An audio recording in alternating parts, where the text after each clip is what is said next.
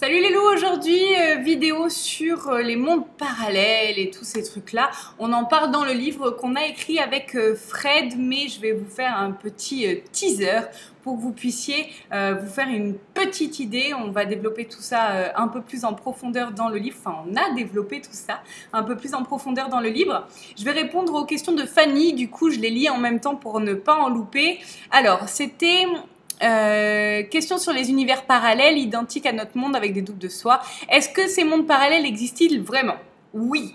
Alors, c'est des mondes parallèles, c'est-à-dire qu'ils n'ont pas la même vibration que le nôtre et ce ne sont pas des mondes où on peut voir des gens physiques de la même manière que nous, c'est-à-dire qu'avec une matière qui est palpable, c'est des mondes où il y a une vibration qui est donc différente et des êtres, des énergies qui sont différentes des nôtres, mais ça n'empêche pas que des personnes comme nous, une fois qu'on redevient énergie et qu'on est mort, on puisse se réincarner dans ces mondes-là, parce que du coup on adaptera notre vibration au futur monde parallèle. Si oui, au nombre de combien? Alors ça, on a posé la question au guide, une infinité.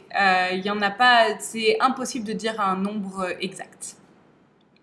Les doubles de soi ayant le même physique ont-ils également la même âme? Alors je suis pas sûre de comprendre, je sais pas si tu parles des doubles de nous dans un monde parallèle.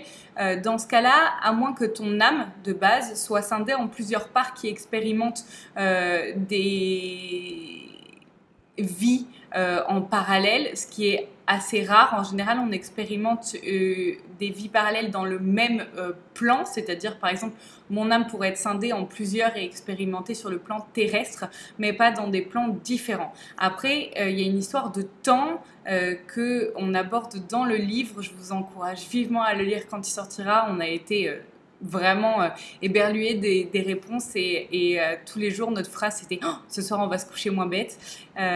Du coup en fait on peut avoir l'impression qu'un monde est parallèle, de le vivre en même temps, mais en fait c'est pas en même temps. Nous, notre mental va jauger que c'est en même temps parce qu'on va dire que c'est notre temps physique à nous. Donc par exemple là il est 10h30, donc est-ce que à 10h30 dans un autre plan je vis en tant que Johanna ailleurs?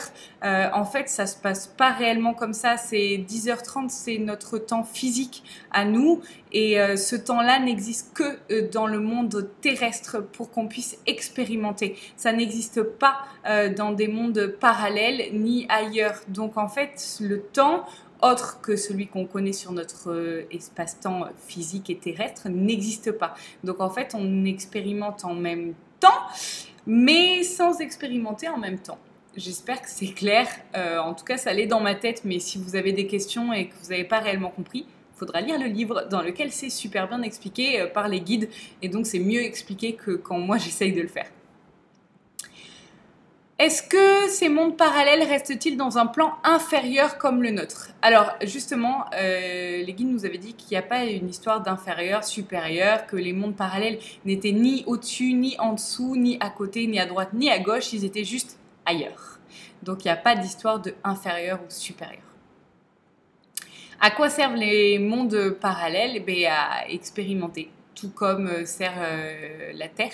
Le plan de souffrance qu'on appelle, il sert à l'expérimentation et c'est un des seuls mondes, pas le seul mais un des seuls où il y a la dualité et les guides nous expliquaient que la dualité était utile parce que c'est en connaissant le non-amour qu'on pouvait expérimenter encore plus l'amour et que donc il y avait beaucoup de personnes qui avaient envie de se réincarner, même quand elles avaient la possibilité de ne plus se réincarner, parce que sur Terre, on a la possibilité de ressentir un amour qui est inégalable, parce qu'en fait, on peut expérimenter le non-amour. Et grâce à cette dualité, ça donne beaucoup plus de force et de profondeur à l'amour.